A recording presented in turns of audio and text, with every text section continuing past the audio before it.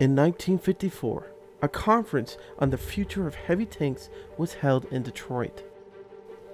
The Chrysler Corporation had a response for the problems they had with the T110E3's design, which was a power pack issue. The T110E4 was designed to help with these problems, but the project was later scrapped. The T110E4 has had its ups and downs in the World of Tanks community, mostly the lack of gun depression and the weak commander's hatch. Compared to the T110E3, the T110E4's hatch has been one of its most major downfalls. The T110E3 lacks a fully rotating turret, where the T110E4 was equipped with a rotating turret of 180 degrees. This has made many enemy tanks think twice about attacking the T110E4 from the side. The T110E4 was a response to the problems in the T110E3. But is the T110E4 an answer to the problem, or just another metal carcass in the battlefield?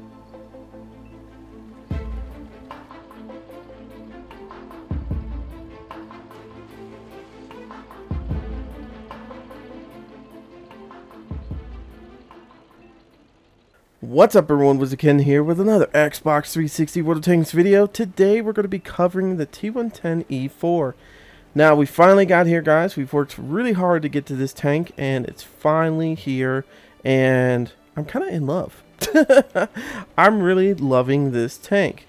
So as you guys heard at the beginning of the video, there's not a lot of history about this tank, to be honest with you. There's there are some books that were written about the different tanks and stuff like that of World War II and afterwards. But to be honest with you, the T110E4 is not mentioned very much. It was actually hard to find anything about this tank, and that's why I actually just brought up a lot of updates about, World of Tanks and how the T110E4 has had its up and downs. To be honest with you, the T110E4 was not supposed to be a rotating turret. It wasn't supposed to have a rotating turret on there. Of course, it's only 180 degrees that you could rotate, but it was supposed to actually be exactly the same as the T110E3, except a little bit of change on the hull design. So there were some problems with a some kind of pack on it. I didn't really research into the energy packs and stuff like that. But there was pretty much a problem with the tank, but it was supposed to be the same. And also, it wasn't supposed to have the big massive gun that we have on there. The 155, to be honest with you, they said realistically it probably wouldn't have been able to handle it the way it was. Or at least the way it's designed on the World of Tanks way that they designed it. So, and there were actually blueprints for Wargaming to go by, but I guess Wargaming wanted to make a turreted tank, so I'm not sure. I couldn't find too much of the reasoning why that they went with a a non-limited rotating turret. Well, I guess it is limited because it can go 180 degrees, but you know what I mean. It's not the T110E3. It's but anyways, so that's why we have the T110E4. Pretty much, I guess Wargaming just wanted to have something a little bit more for the American TD line, even though if you research a lot of this stuff, there actually are other tanks that Wargaming could have used to bring out another tier 10. I can't remember the names, but there's a lot of different tank destroyers that they could have brought out other than the T110E4. So, but let's go over this tank. The hit points on this thing is 2,000 hit points, a little less than I would like it. I would probably have liked 2,500 as a hit point for this tank destroyer because of some of the weak points on this tank. We've got a mouse that has over 3,000 or about, no, 3,000 hit points and stuff like that. I feel that this tank destroyer should have had about 2,500, 2,250, somewhere around there. The silver on this thing, of course, for most tier 10s is 6 mil, 100,000. The speed limit on this thing goes about 35 kilometers, so it does get up and go. It is pretty mobile, but it's not amazing. It's nothing like an AMX or anything like that, but it is better than the T110E3 to an extent. The whole armor on the front is 254 on the side, 76 and 38 on the rear, so you do have a decent amount of armor on the hull. Now, the armor on the turret is 203 on the front, 152 on the side, and 152 on the rear. So your whole, your turret armor is pretty decent with this thing.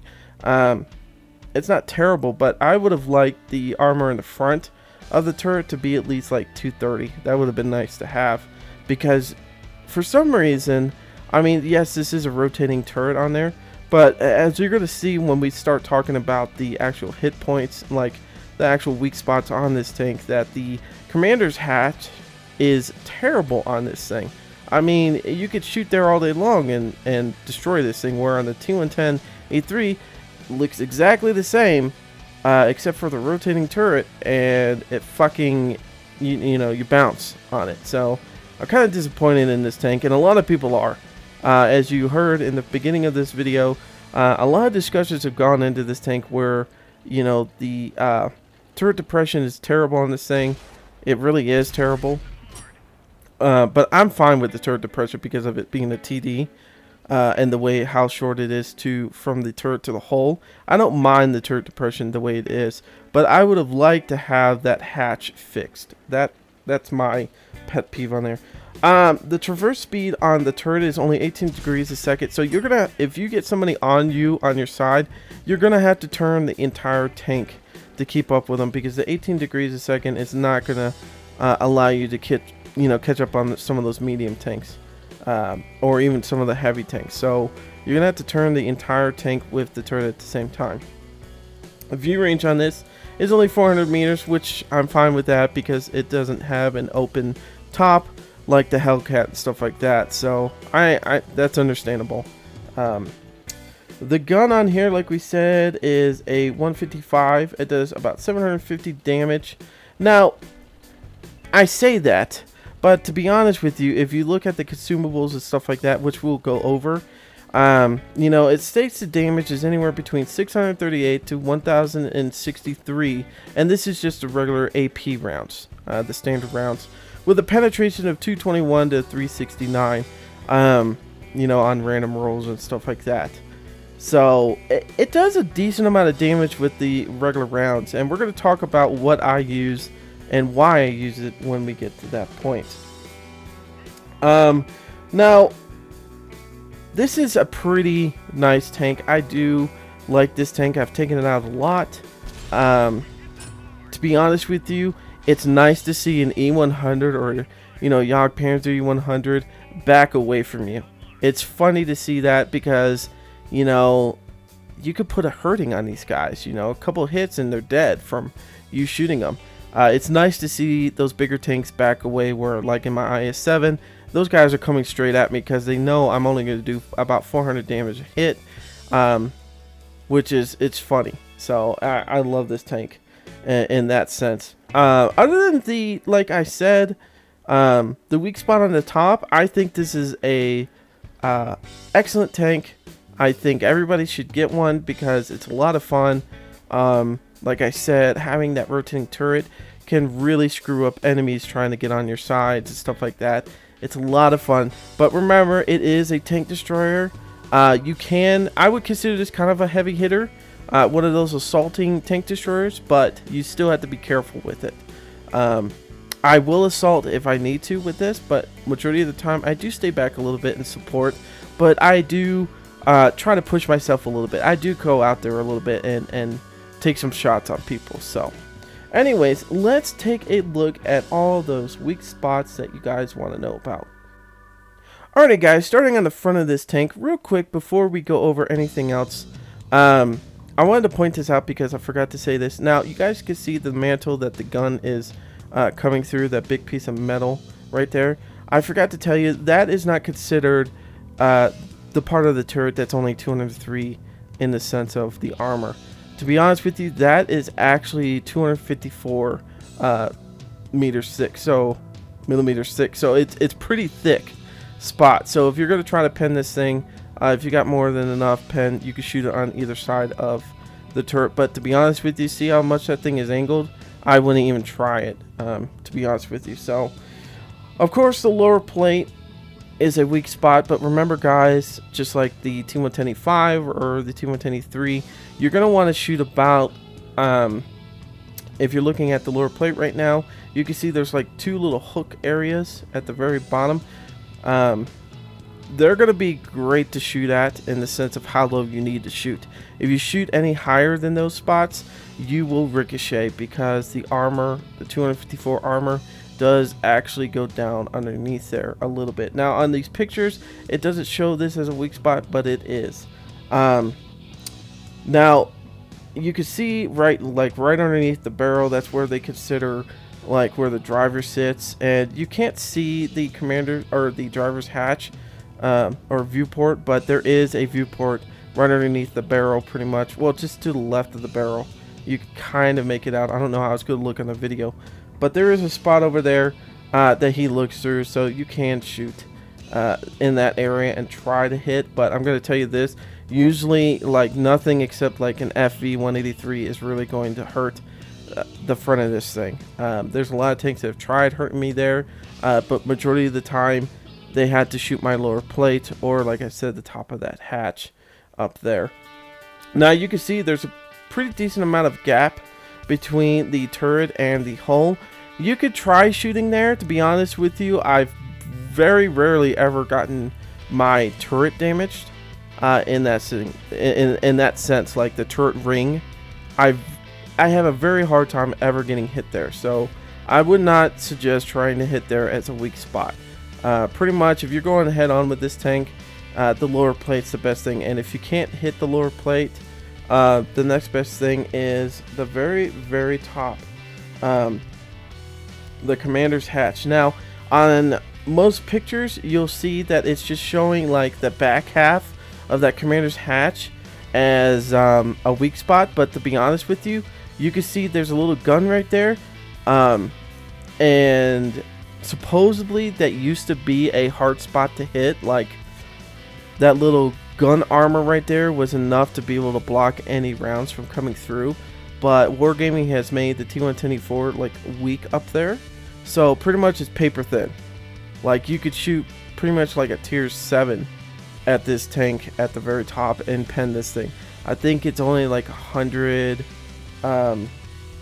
maybe 100 meters or 100 millimeters thick, so it's not very thick at all, to be honest with you. It's very thin, so I don't understand why the T110E3 has a tougher top like that, but the T110E4 gets fucked over.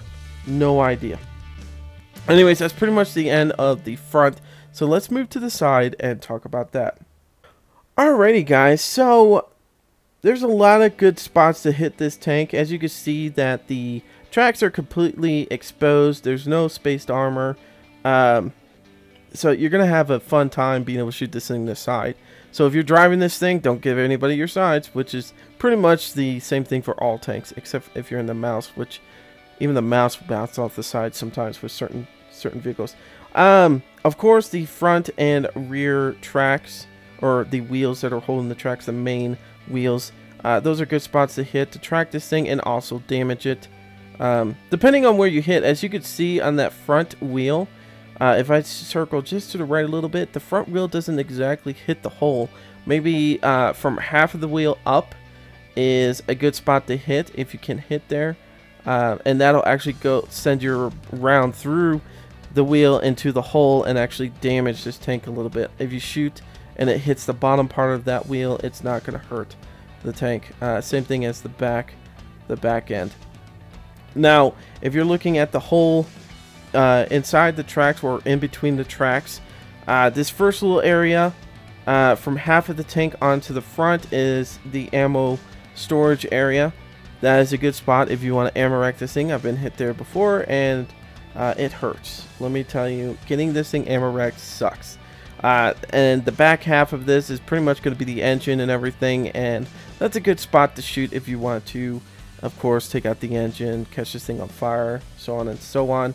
If you look at the turret, where the star is, there's a good little section if you look at the pictures that show weak areas there, and also same area in the front is going to be a weak spot. Pretty much you're going to be taking out like the gunner and the commander. The star is going to be like the commander, and in the front is going to be the gunner, and so forth. So that's pretty much it for the side. Moving to the rear.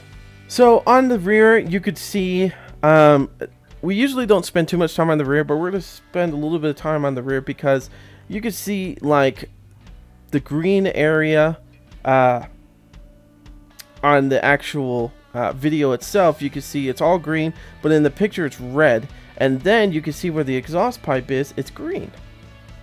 Well, apparently, if you shoot the green area or the red area on the pictures, it's going to take out your engines. But if you shoot the exhaust pipe and you're like, why the hell didn't I hurt his engine or anything like that, it's because I guess Wargaming considers that as part of the whole, like, if a round goes through that exhaust pipe, it's going to go underneath the turret and actually hurt like the turret ring and stuff like that. So I guess that's why they consider that as a weak spot and not an engine weak spot, if you get what I'm saying.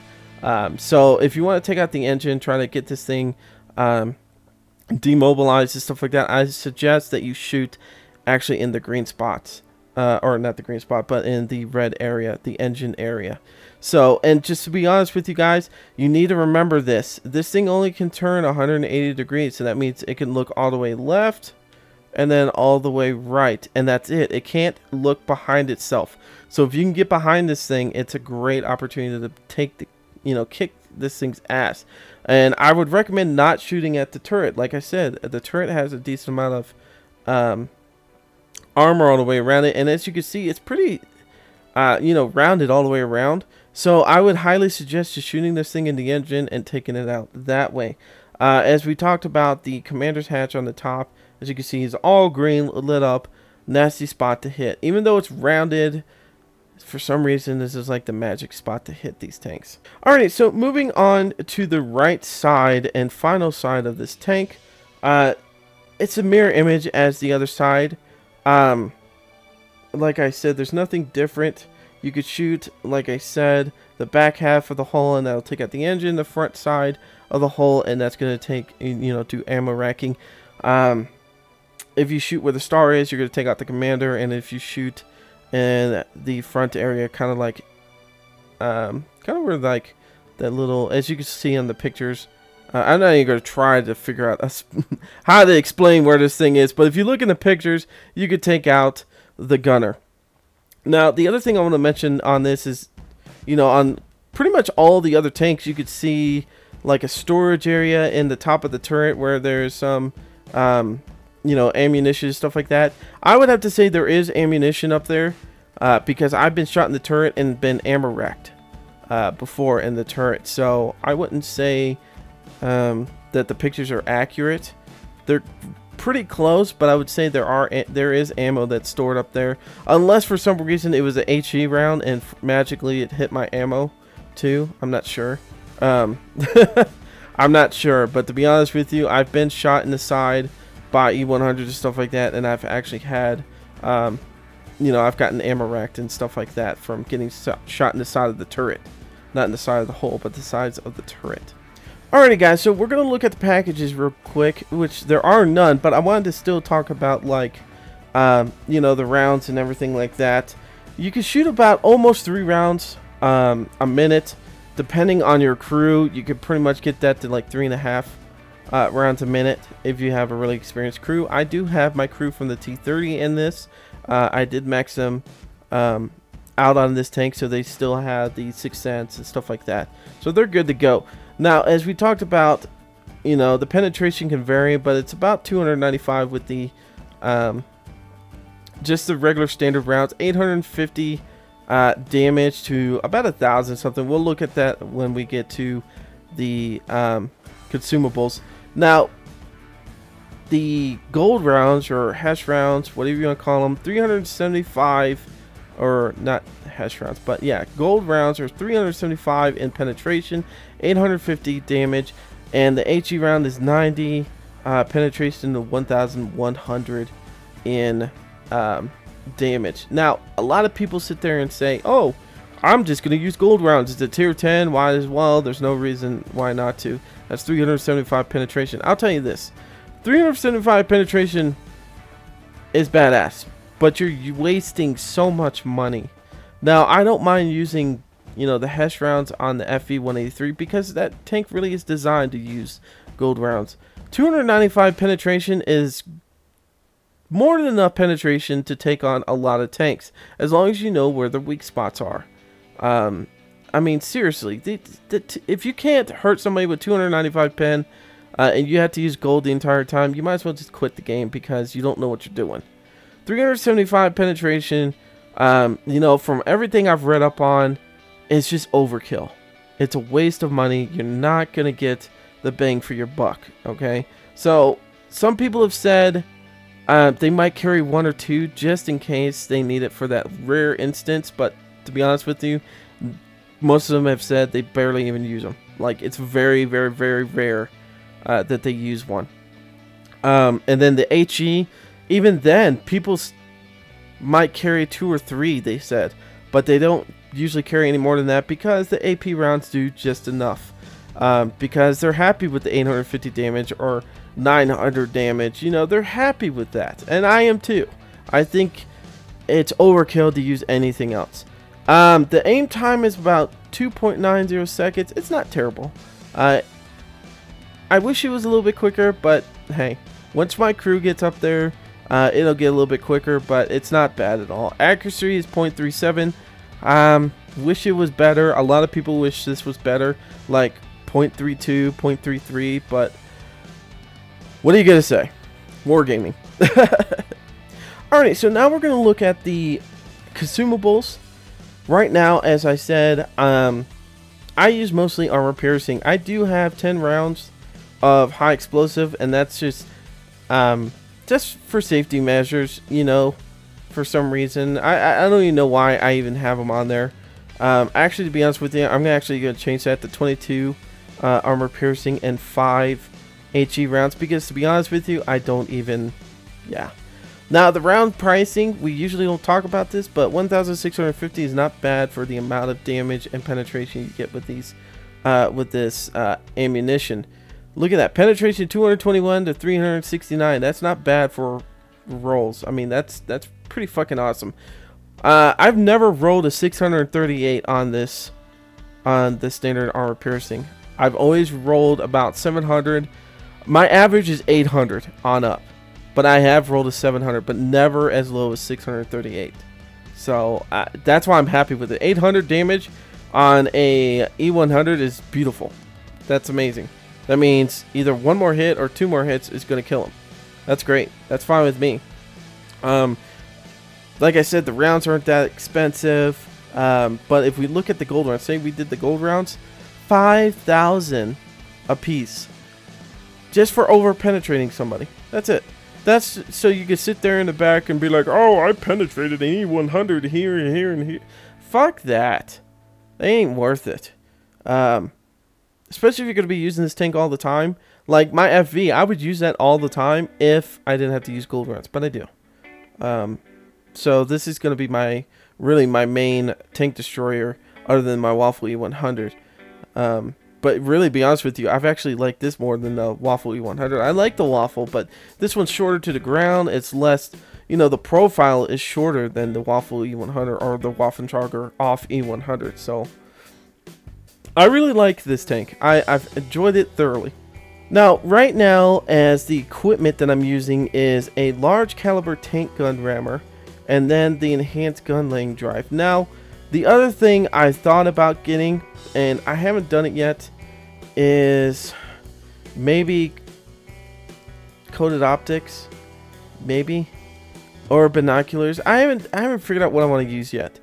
Probably binoculars, because I have seen myself stop a lot more and sit in a position than keep moving, which I would use mostly with coated optics. But binoculars wouldn't be bad to have. I might buy that and put that on, but I haven't decided yet. I'm still testing out the tank on what I like. You could do improved ventilation, but to be honest with you, at this point in the game, you're already at tier 10. Unless you want to just upgrade the crew the rest of the way really quickly, I don't see what the purpose would be. To be honest with you, none of these really apply. The ammo racking I get here and there, but that's usually by the time I'm about to be killed. The rest of this, yeah, I mean, like I said, I think everything else is just a waste. Toolbox is a good thing to have. So between, you know, just these three. I mean, 1, 2, 3. Those would be ideal for me if I was going to pick anything else. Camouflage net, to be honest with you, you really have no camo with this tank. It's shit. So there's no reason to even put a camouflage net on. Alrighty guys, we're on Kamarian Standard Battle. We've got tier 10s and tier 9s. And wow, they have a tier 8 and tier 7. That sucks for them. Last game this happened. Alright, hopefully we could do really good on this. But as I was saying, you know, like I said, there's not a lot of history to this tank.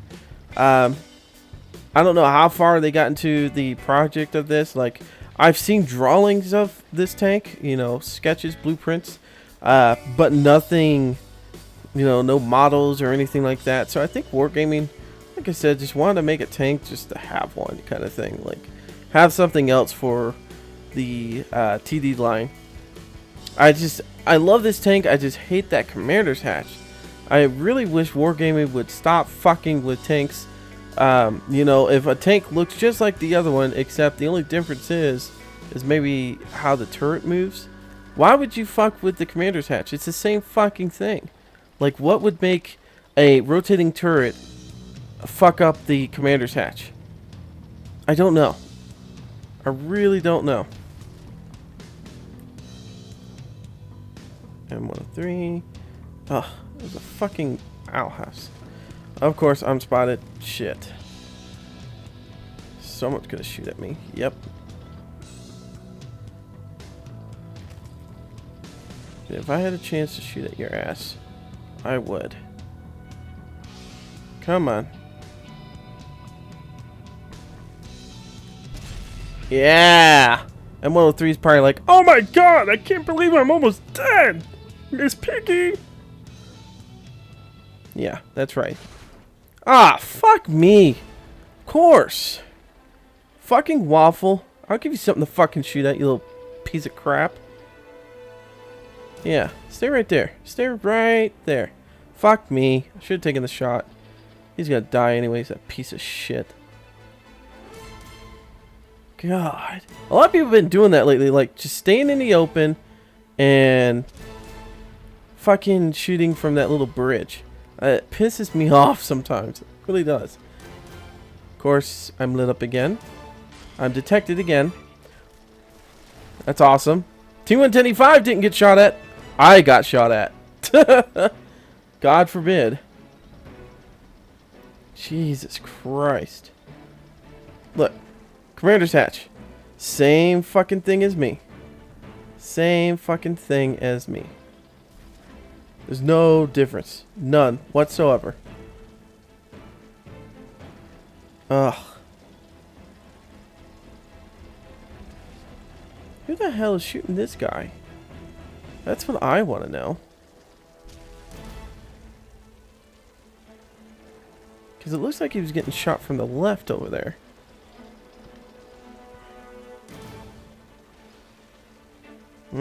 You know, fuck it. There we go. I know there was a 50-50 chance of me actually penning that front upper area. And I got it. I mean, I told you guys, this thing has a lot of penetration. And it's a nasty fucking gun. But sometimes there is that 50-50 you have to worry about. Oh man, we are mopping them up so bad. And let's fall into the water and kill ourselves.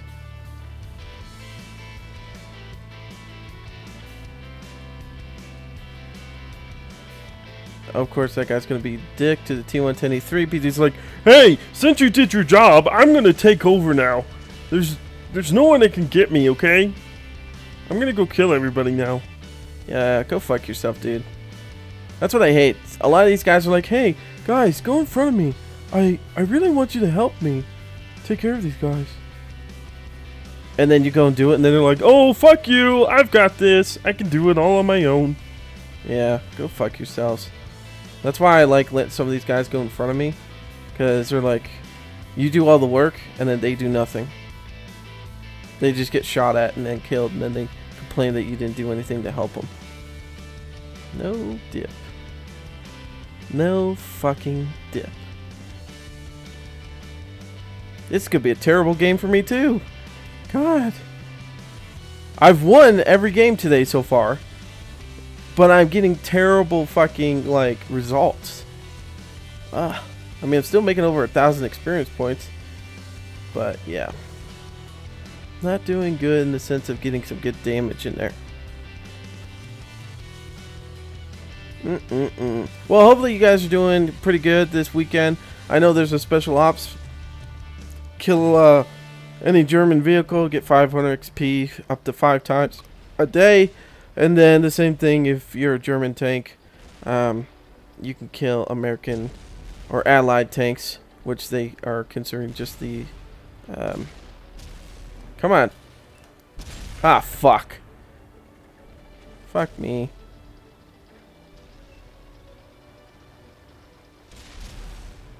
Alright. Get my reload in. Come on. That mouse is killing some people. But I just ended his life. Ha! Go fuck yourself. Boop! Alright, 22,000 in silver, 1,976 in experience points, and we're coming near the bottom. Jesus fucking Christ, this is worse than the last one. Alrighty guys, that's it for now. I know I didn't do a lot of damage, but you know what? I got to show off the points that this thing can do some nasty damage. It could penetrate a lot. I just didn't get the opportunities that I really wanted in the game. Anyways, guys, I hope you guys enjoyed this video. This is the last one for this line. Woo! We're going to be going off to the new French Arty. I'm already working my way over to that. I've only got enough experience points to start working on that line. It's going to be a fun line to work down. I can't wait. I'm very excited about that. Also, we're still finishing up the AMX 50B. Got to get there. We're on the AMX 5120. And I'm going to be hitting that hard soon too. I will be live streaming tonight. I don't know exactly when, but I will be doing it for a couple hours tonight. Tomorrow, remember guys, if you are part of the subscriber party, please be on time. Get on like 15 minutes beforehand. If you haven't received an email from me, that means you didn't make it, guys. It is completely full. It was full on the first day I put up the subscriber party invite video. So yeah, it's full. So anyways guys, I'm WizardKen. Hope you guys enjoyed this video. Please hit the like button, helps me out a lot. Any new subscribers, thank you guys, welcome. And of course, all you old subscribers, thank you again for being around and helping and supporting me. I love you guys. I'm WizardKen. See ya.